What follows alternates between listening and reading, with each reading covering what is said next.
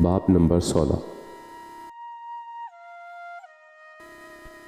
جاسوسوں کی رہنمائی میں عرب لشکر کے جہاز اور کشتیاں سپاہیوں اور ہتھیاروں کے ساتھ کسی رکاوٹ کے بغیر راجدھانی اروڑ کے قریب ایسے کناروں پر لنگر انداز ہو چکی تھیں جہاں سے منجنیقوں اور خفیہ ہتھیاروں کو خشکی پر لانا قدرے آسان تھا۔ کچھ فوجی دستے زمینی راستے سے دریا کنارے پہنچ چکے تھے اور بہت سے دستے ابھی راستے میں تھے۔ کنارے کے دوسری طرف مہاراجہ کے لشکر نے چھاؤنی بسائی ہوئی تھی۔ مہاراجہ کے لشکر کے عرب سپہ سالار محمد بن اللافی نے مہاراجہ سے ملاقات کی درخواست کی تو اسے فوری طور پہ ملاقات کے لیے طلب کر لیا گیا۔ عربوں کے ممکنہ حملے کے خطرات کی وجہ سے مہاراجہ کا قیام چھاؤنی میں ہی تھا۔ محمد بن اللافی جب مہاراجہ کے خیمے کے در پر پہنچا تو دربان اس کا پہلے سے ہی منتظر تھا جو اسے خیمے کے اندر لے گیا۔ محمد بن اللافی خیمے میں پہنچ کر آداب بجا لایا۔ رسمی گفتگو کے بعد مہاراجہ نے اس کی آمد کا سبب دریافت کیا تو اس نے کہا، دریا کے اس پار عرب لشکر کی آمد شروع ہو چکی ہے۔ وقت گزرنے کے ساتھ ساتھ ان کے لشکر کی تعداد بڑھنا شروع ہو جائے گی۔ اگر آپ اور سیناپتی اجازت دیں تو میرے عرب سپاہی رات کے اندھیرے میں دریا پار کر کے دشمن کے لشکر پر شبخون مار کر ان کی کشتیوں کا آگ لگا دیں گے۔ مہاراجہ نے کچھ دیر سپہ سالار کی تجویز پر غور کرنے کے بعد کہا، ہمارا دھرم اور ہماری پرمپرا اس بات کی آگیا نہیں دیتے کہ ہم سوئے ہوئے دشمن پر حملہ کریں۔ ہم چاہیں گے کہ دشمن کا مقابلہ یدھ کے میدان میں ہی ہو۔ محمد بن اللافی نے ایک بار پھر مہاراجہ کو قائل کرنے کی کوشش کرتے ہوئے کہا، عرب لشکر نے بھی تو دیبل پر شبخون ہی مارا تھا، وہ بھی ایک ایسے شہر پر جس کے جینی اور بدھ کے پیروکار غیر مسلح شہری اپنا دفاع کرنے کے لیے ہتھیاروں کا استعمال کرنا بھی نہیں جانتے تھے۔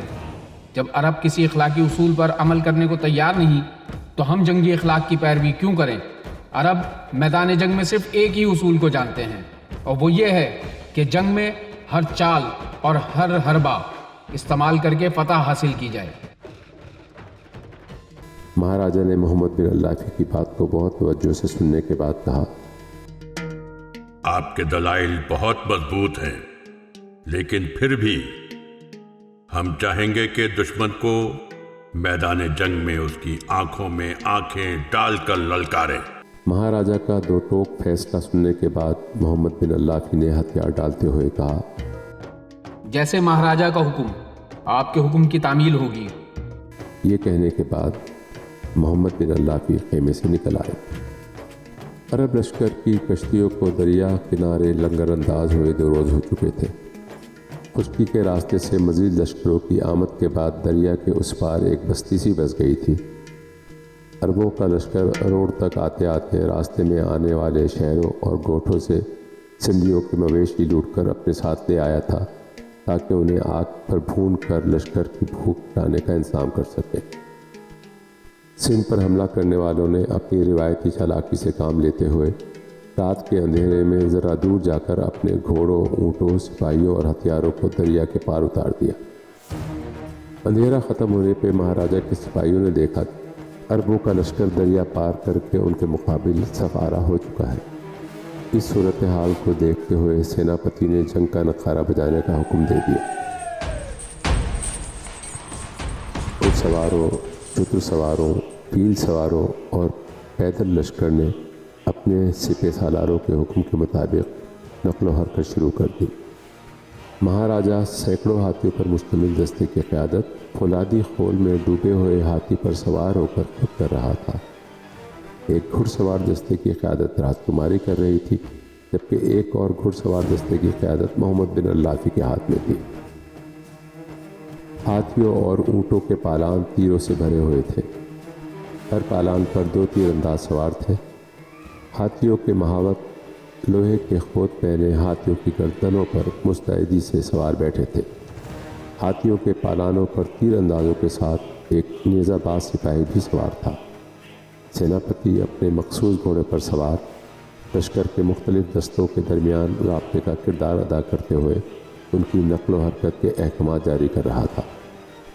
سندھی لشکر کے سامنے عرب لشکر سفارہ ہو چکا تھا۔ جنرل خالد سقفی کے زیر نگرانی سپاہیوں نے مٹی کے بڑے بڑے گولوں میں پگھلی ہوئی چربی بھر کر ان پر کپڑوں کی پٹیوں کو لپیٹنا شروع کر دیا تھا۔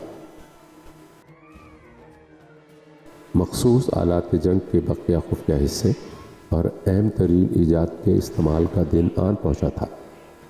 اس آلے کو بمہ منجنیق کھینچنے کے لیے اس کے آگے ایک اونٹ کو جوت دیا گیا تھا تاکہ موقع ملتے ہی اسے قلب لشکر تک پہنچایا جا سکے۔ دیو ہیکل منجنیقوں کو بھی تیل اور چربی سے بھرے ہوئے مٹی کے گولے پھینکنے کے لیے تیار کر دیا گیا تھا۔ ان کو کھینچنے والے گھڑ سوار افسران کے اشاروں کے منتظر تھے۔ قدیم زمانے میں عربوں میں دستور تھا کہ جنگ شروع کرنے سے پہلے ایک سوار میدان میں آ کر باقاعدہ رجس پڑھ کر دشمن کو دعوت جنگ دیتا تھا۔ دشمن بھی جوابی رجس پڑھ کر جنگ کی دعوت قبول کرتا تھا۔ اس طرح جنگ کی ابتدا سپاہیوں کی انفرادی جنگ سے ہوتی تھی۔ عرب ایک عرصہ ہوا اپنا یہ قدیم دستور جنگ ترک کر چکے تھے۔ جنرل ابو یزید نے آتشی تیر برسانے والے دستے کو پیدل سپاہیوں کے عقب میں سفارہ کیا تھا تاکہ جب ان کے آتشی تیروں سے بوکھلا کر سندھی لشکر کے گھوڑے بتھے تو پیدل فوج کے نیزے باز اپنے نیزوں کی یعنی گھوڑوں کے سینوں میں پیوست کر۔ جنرل خالد سقفی اپنے گھوڑے کو ایڑ لگا کر جنرل ابو یزید کے پاس آیا اور اس کو بتایا کہ لشکر ایک بھرپور جنگ کے لیے تیار ہو چکا ہے۔ اس کا حکم ملتے ہی جنرل ابو یزید نے آتشی تیر اندازوں کو کمانیں کھینچنے کا حکم دے دی۔ آگ لگے تیروں کے ذریعے جنگ کی ابتدا کا پیغام بھیج دیا گیا۔ عرب لشکر کی طرف سے ہونے والے آتشی تیروں کے حملے کو سندھی سپاہیوں نے اپنی ڈھالوں پر روکا، لیکن بہت سارے آتشی تیر میدان میں اس طرح پھینکے گئے تھے کہ ان سے گھوڑوں کی پیش قدمی میں مشکلات کھڑی کی جا سکی۔ مہاراجا کے سیناپتی نے میدان جنگ میں جگہ جگہ مٹی کے برتنوں میں پانی رکھوا دیا تھا جن میں کپڑے بھگو دیے گئے تھے۔ سندھی سپاہیوں نے چشم زدن میں گیلے کپڑوں سے تیروں میں لگی آگ کو بجھا دیا۔ عربوں کے آتشی تیروں کے جواب میں اونٹوں کے پالانوں پر سوار تیر اندازوں نے اپنے افسر کا اشارہ پاتے ہی جوابی حملہ کر دیا۔ سندھی سپاہیوں کے تیر بلندی سے چھوڑے جانے کی وجہ سے زیادہ کارآمد ثابت ہوئے۔ بہت سے عرب سپاہی ان تیروں کو اپنی ڈھالوں پر نہ روک سکے۔ ان تیروں نے بہت سارے سپاہیوں اور گھوڑوں کو گھائل کر دیا۔ اس حملے کو کامیاب دیکھ کے سندھی سپاہیوں نے جے جے سنگھ کا زوردار نعرہ لگا کر سارے لشکریوں کے دل گرما دیے۔ جنرل خالد سقفی نے اپنے تیر انداز دستوں کو اور آگے بڑھنے کا حکم دیا تاکہ سندھیوں کے گھڑ سوار دستے آتشی تیروں کی زد میں آ کر بدک جائیں۔ خالد سقفی کی یہ جنگی چال بھی ناکام ہو گئی کیونکہ سندھی لشکر کے عرب سپہ سالار نے گھوڑوں کو آتشی تیروں سے نہ ڈرنے کی مشق کروا رکھی تھی۔ یہ ناکامی دیکھ کر جنرل ابو ہشام گھوڑا دوڑاتے ہوئے خالد سقفی کے پاس آیا اور اس سے اپنے گھڑ سواروں کے حملے کی اجازت طلب کرنے کو کہا۔ میرے گھڑ سوار دستے کو حملے کی اجازت دیں تو وہ قلب لشکر کو چیرتے ہوئے دمشق کی تلواروں کی پیاس بت پرستوں کے خون سے بجھا سکیں۔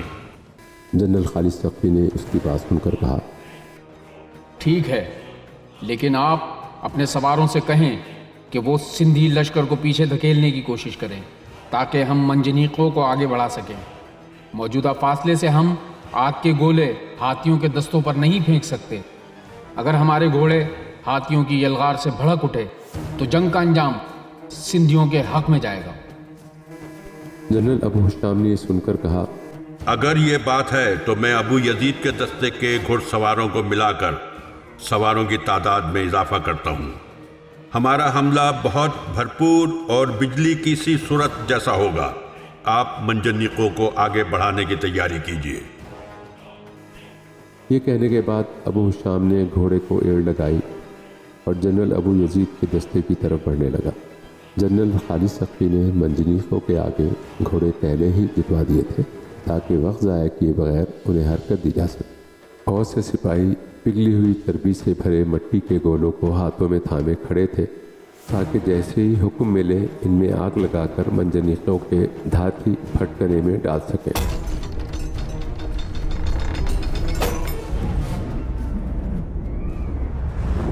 ان منجنیقوں کے پیچھے بن قاسم ایک گھوڑے پر سوار میدان جنگ کو بہت غور سے دیکھ رہا تھا۔ اس کے ہاتھ میں ایک برہنہ شمشیر تھی جو کسی اچانک حملے سے نبرد آزما ہونے کے لیے تھی۔ ایک سپاہی نے اس کے سر پر آہنی ڈھال کا سایہ کیا ہوا تھا تاکہ کوئی بھولا بھٹکا تیر اس کو گھائل نہ کر پائے۔ جنرل ابو حشام نے بہت سے گھڑ سواروں کے ساتھ سندھیوں کی پیدل فوج پر اچانک حملہ کر دیا۔ وہ اپنے تربیت یافتہ لڑاکا سواروں کے ساتھ قلب لشکر تک پہنچ گیا۔ اس پیش قدمی کے ساتھ دست بدست جنگ کا آغاز ہو چکا تھا۔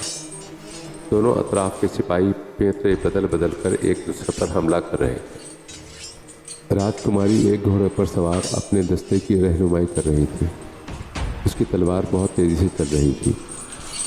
وہ تلوار اور تیروں سے عرب سپاہیوں کو موت کے گھاٹ اتار رہی تھی۔ اس دوران جنرل خالد سقفی کو منجنیق آگے بڑھانے کا موقع مل گیا۔ منجنیق کو بیچ میدان میں لانے کے بعد وہ خفیہ آلے جنگ کو بھی لشکر کے درمیان میں لے آئے۔ یہ ہتھیار ایک طرح کا چوبی پالان تھا جس میں 2 ماہر تیر اندازوں کے لیے جگہ بنائی گئی تھی۔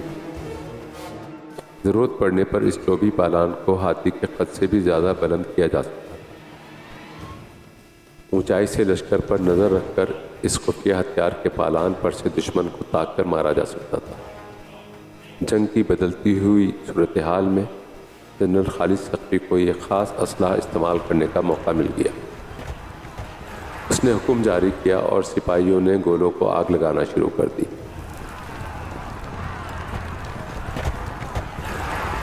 4 منجنیقوں کے ذریعے چربی سے بھرے ہوئے سلگتے گولوں کو ہاتھیوں کے دستوں کے اوپر پھینکا گیا تو ہاتھیوں کے قدموں میں گویا آگ کا دریا بہہ نکلا۔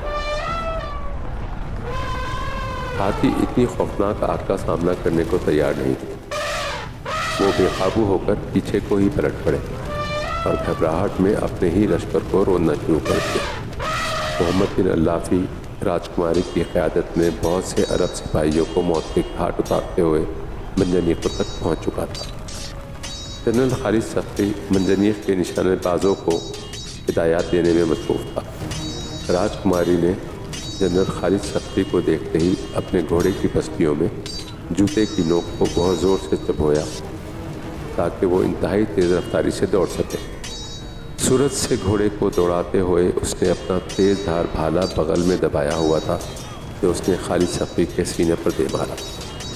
اس کے بھالے کی انی خالد سقفی کے سینے پر بندھی ہوئی فولادی سپر کو توڑتی ہوئی اس کے سینے میں اتر گئی۔ راجکماری اپنا بھالا خالد سقفی کے سینے میں پیوست چھوڑ کر پلٹی تو اس نے دیکھا کہ ایک عرب سپاہی محمد بن اللافی کی کمر میں اپنا نیزہ پیوست کر چکا تھا۔ جنگ بہت شدت اختیار کر چکی تھی۔ تلواروں کے ٹکرانے کی آوازیں، گھوڑوں کی ہنہناہٹ اور ہاتھیوں کی چنگھاہٹ سے ایک ہیبت کا سما بن گیا تھا۔ عرب اور سندھی سپاہی آپس میں گتھم گتھا ہو چکے تھے۔ جنرل ابو یزید کے حکم پر خفیہ ہتھیار کو بلند کیا گیا۔ اس ہتھیار کے پالان پر براجمان ماہر تیر اندازوں نے مہاراجہ کے ہاتھی کو پہچان لیا۔ اس کا ہاتھی اپنے قدموں میں آگ کے گولے پھٹنے کی وجہ سے بے قابو ہو کر پالان پر بیٹھے ہوئے تیر اندازوں کی زد میں آ گیا۔ تیر اندازوں کے کچھ تیر خطا ہوئے لیکن ایک تیر مہاراجہ کی گردن میں پیوست ہو گیا۔ مہاراجہ کا سر ایک طرف کو ڈھلک گیا۔ اسی وقت دوسرے تیر انداز نے مہاراجہ کے محاوت کو نشانہ بنا ڈالا۔ اس دوران ایک عرب سپاہی نے اپنا نیزہ راجکماری کے گھوڑے کے سینے میں گھسا کر اسے گرا دیا۔ اب وہ کئی سپاہیوں کے نرغے میں طرح جنگ کر رہی تھی۔ اس کے بازو پر گھاؤ لگ چکا تھا۔ مہاراجہ کے ہاتھی کے پیروں پر پیدر پہ وار کر کے اسے بیٹھنے پہ مجبور کر دیا گیا۔ سندھ کا لشکر بکھر چکا تھا۔ اس لشکر سے 2 گھڑ سوار کسی طرح بھاگ نکلے تاکہ وہ مہارانی کو جنگ ہارنے کی منحوس خبر سنا سکے۔ وہ نہیں چاہتے تھے کہ مہاراجہ کی چھوٹی بٹیا اور مہارانی دشمنوں کے ہاتھ لگ جائے۔ جنرل ابو شام نے اپنے سندھی بولنے والے جاسوس کو حکم دیا کہ جنگ بندی کا اعلان کر دیا جائے۔ جنگ روکنے کا نعرہ بجا دیا گیا۔ ہتھیار رکھنے والوں کو امان دے دی گئی۔ مہاراجہ طاہر کے قتل ہوتے ہی جنگ کا پاسا عربوں کے حق میں پلٹ گیا تھا۔